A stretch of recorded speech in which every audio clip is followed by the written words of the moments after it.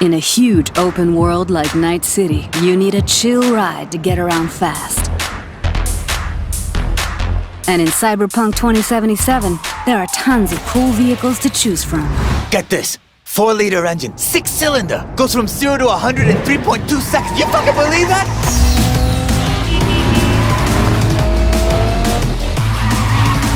We've crafted every car and motorbike with amazing attention to detail. On the chassis, the body, not to mention the interiors. You can expect every one not only to look unique, but to deliver a unique driving experience. All right, show me what you got. Don't expect advanced tech or luxurious materials here. Nuh-uh. Yeah, it's not the size that counts, I guess. This class is mostly utility vehicles and low-end clunkers made for every pocket. Hold on. It's a wreck. Uh-huh, my damn wreck. Well, definitely no guy or girl magnet. If you need to impress, look to this class alone. I'm putting my ride on the line. Either you match it in cash, or you can forget about the fight. With these wheels, no expense has been spared, no frill ignored. Their plush interiors decked out in all the latest tech, while you get to sit back and enjoy the ride. Masterful engineering and practical design. Trucks and tanks for when you need power and brute force. Hell of a machine. Meet Beast, my pride and joy. And these monsters are literally unstoppable. These are for chooms who love the smell of exhaust and the roar of street wildlife. Their powerful engines and exchangeable parts make them perfect for tuning. Come on! I want to smell that choo-choo burn! Whether it's street racing, running from the NCPD, or just showing off in the streets, with these high-powered beasts, you will have only respect. Oh yeah, like that! If you need speed and armor, the Hypercar class is for you. It means precise bodywork, built-in LiDAR arrays, and really expensive materials. Imagine you're sitting on a pile of eddies. Probably less than 1,000 people in the world can afford the Erendite. Not your typical urban vehicle. They will take you places you never dreamed you'd go. Oh, and original vehicles are not all you'll find in 2077. We also found room on our roster for some true automotive icons.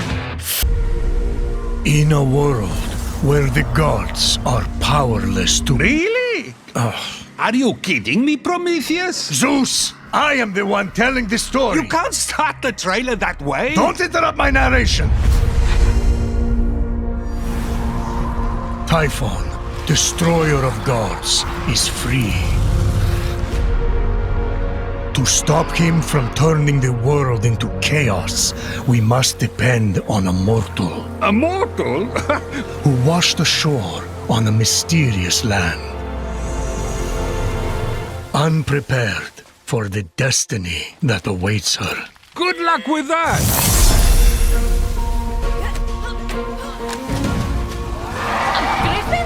Let me go! Help! I'll save you!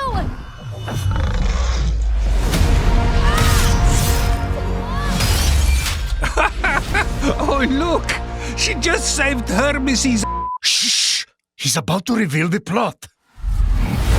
The vanquished gods need to be reunited with their severed essences to regain their power. Then, together, you must defeat Typhon. All we have, Fenyx, is you. No pressure. Thanks. I think. Thus, my dear cousin, begins the rise of Fenyx. Possible storytelling, but with no epic action scenes whatsoever. Ah, now you're talking.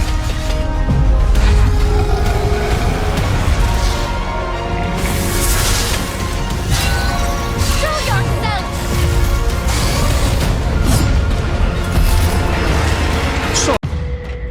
The city is secure. Those who fled are being hunted, and those foolish enough to remain have been executed. Do you see all that I have done?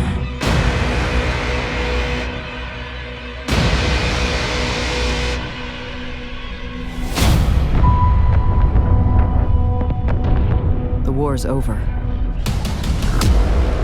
And we've lost.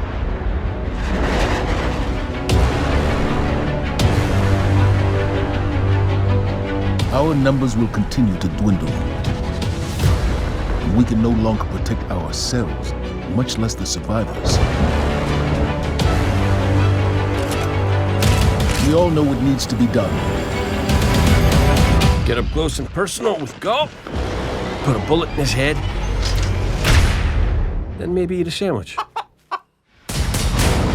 An outright assault is doomed to fail.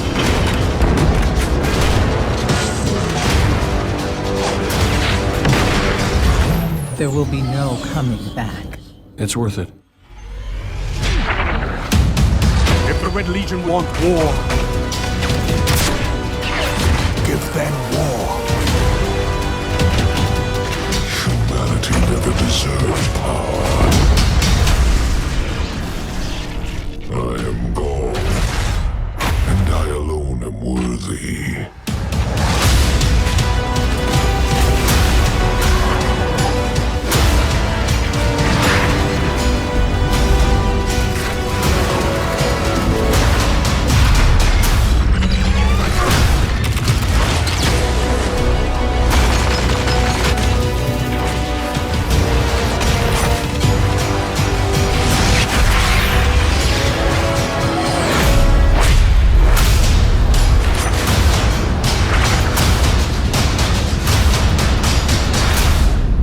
This is great.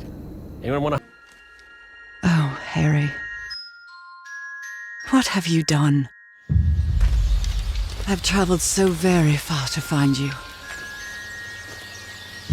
How strange that your trail ends here. The very island of my dreams. When you left, I was withering away. But here, on this extraordinary isle, I dare say I've found my strength again. I'm scared of what it means. I feel the call of something deep within. Whispers of things long forgotten. Will we be forgotten too?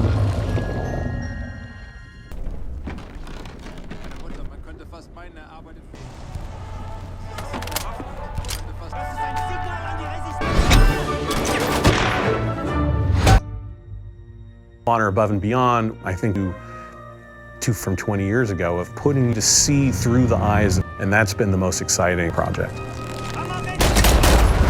Where like you're just relaxed, right? You are a member of the OSS. That allows us to tell so to all these incredible. Another level to it just because of things how they do in the real world. At a Sherman tank or at a Nazi sub base is unprecedented. Or you're climbing a wall, you're catching a grenade, and those are all things that you end up exciting, and it's terrifying, and it's helping create these experiences. We are making a game about, so for us, you know, when you put that head back in World War II, a very surreal experience. You're not watching history, you're experiencing history. We have the opportunity at veterans from World War II. Emotional, and it's very inspiring. Just to dive deep for our characters. The player on an adventure, some of the biggest moments of the war. Honor franchise, immediate, more cinematic. When they're immersive of little things you can't do. Having the backing of Respawn, the ability to push the push before.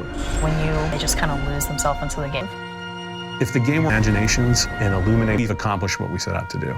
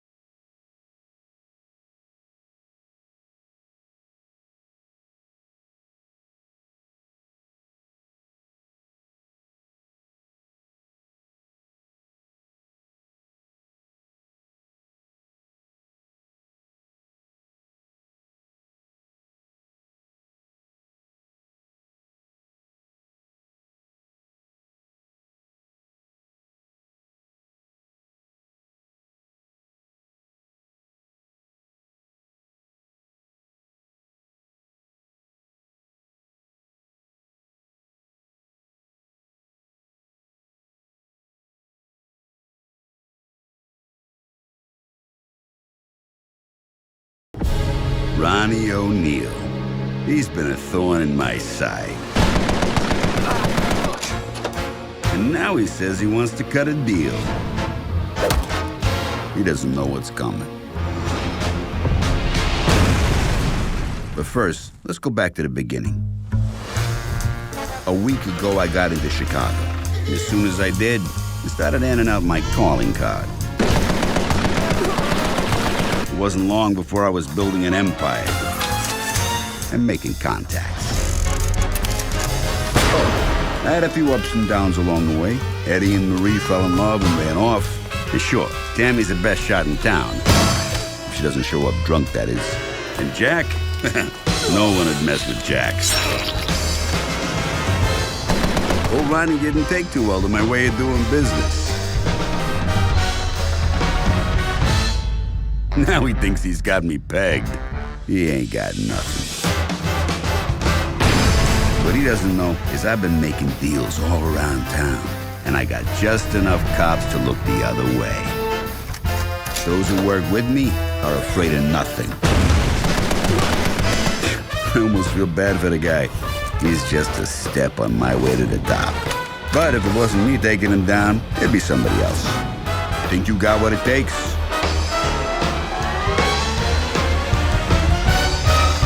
The Empire! Come.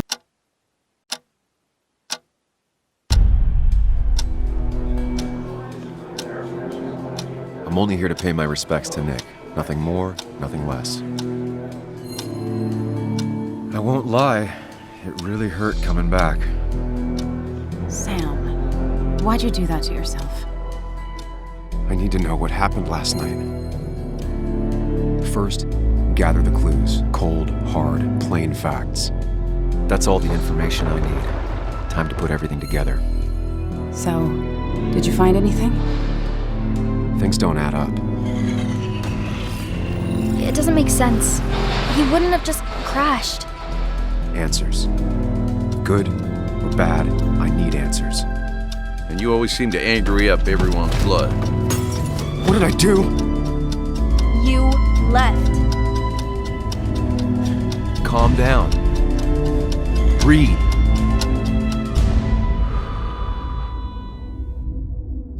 Choose. Act. Deliberately.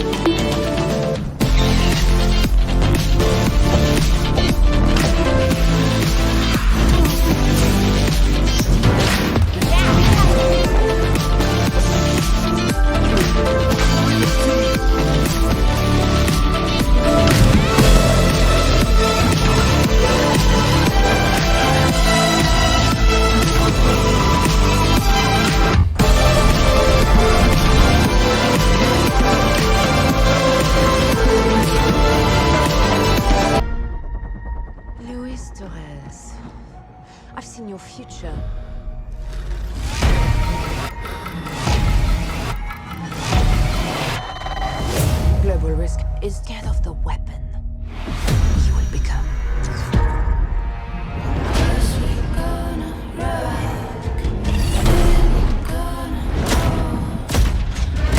Destiny chose me to save this world. And I will see it done.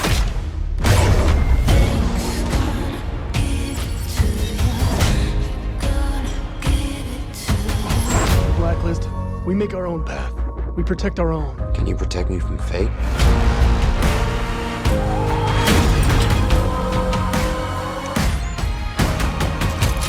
17 seconds.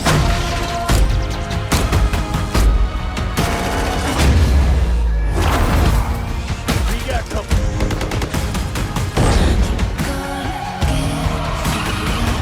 Soon, the entire world will burn. All because of him.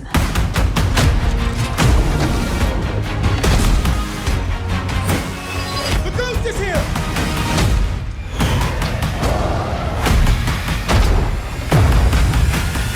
Band. I am so excited to finally share with you, for the very first time, a look at the gameplay of Airborne Kingdom.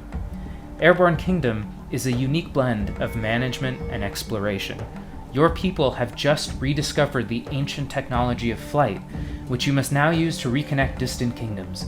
Of course, your capital in the skies must stay happy, healthy, and aloft at all times.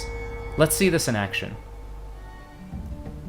As you can tell, you'll start with much more humble beginnings. This town center is the only construction you start with, at the very edge of the world. As you can see from our top bar UI, you'll have to provide your people with housing as well as meet basic needs like food and water. Right now, they're in need of some homes, so let's get them set up. It looks like we only have wood for 2 homes, so we have to gather some more. Unlike other management games, you can't just assign your workers to chop some wood. They need to get down to the forest first, so you'll build them a hangar. Wood, like all construction resources in Airborne Kingdom, needs to be collected from the ground. The number of planes in the hangar are the limiting factor in how many workers you can send, so you always want to make sure that you have enough. Now is probably a good time to mention that what you're seeing is alpha footage. We're still working on tuning and balance, so don't hyper-analyze the timings in this video. We also have plenty of visual polish to keep doing. Our UI was just white squares and black outlines a month ago, and even some buildings that you see in this video will change in their final versions. Okay, now that the hangar is built, we can start collecting. Let's send our 7 workers to the forest. There they go, in their little planes. But take a look at the kingdom from this angle. This hangar is pretty heavy, and as you can see, tilt and balance play a role in managing your kingdom's layout. You'll never want to tilt beyond what's comfortable and stable. Now, our first workers still haven't come back with wood yet. You know, if they were a bit closer, they wouldn't need to fly so far and could gather more quickly. Let's move nearer to that forest. You simply right-click, the targeting balloon appears, and you're on your way. The game is as easy to explore as a traditional RPG, and there's no separation between exploring and building. It all happens at the same time on the same screen. You just click, and your kingdom will start moving in that direction. This kingdom isn't moving at its fastest possible speed just yet. For that, we would need additional propulsion, maybe a propeller or some oars to push the air and send us forward. But even at this speed, it's already evident that movement and construction really play nicely with one another. Even simple tasks like resource gathering. Look, now the workers have to travel less and are now gathering wood much more quickly. Very quickly, in fact. You can see they're running out of trees. They know how to make the most of what they're given. As they chop, they're reseeding the forest for future growth. But that growth won't come for a while, so we have to constantly be on the move to continue gathering. If you want to grow and keep your kingdom happy, you naturally have to explore. Again, we never force you, it just comes out of the mechanics. Exploration and construction all intertwine throughout the game. it's a good thing too, because we just found a coal deposit. Coal is the key to powering your central fan. With no coal, your kingdom is going down quick, so you always want to make sure that you have plenty stockpiled. Let's send a worker to grab some coal right now, and one to gather water from this oasis. And when they're done with the first forest, let's send a few to grab some more wood from here. This will let our idle workers build some more homes while the others are away. Now, while these folks are going about their business, you may be wondering if coal is the only way to power your kingdom. And really, you can get to a point where you need very little of it. Some technologies, like flapping wings, are powered by your workers, while still others cost a lot of resources, like small balloons that need to be dotted all around your kingdom to have much of an effect. We'll get back to technologies later, but the keen-eyed among you may have also noticed this tiny settlement nearby. Here, you can recruit more inhabitants to join you, if you meet their prerequisites. Now, the first couple just want to see everyone's belly full and housing met, but the last potential migrant wants truly jubilant inhabitants, so we couldn't recruit them. Inhabitants get happier with the more needs and desires they have met. Right now we can't meet any more, but eventually you'll find and research technology to do just that. How do you research technology? By building an academy.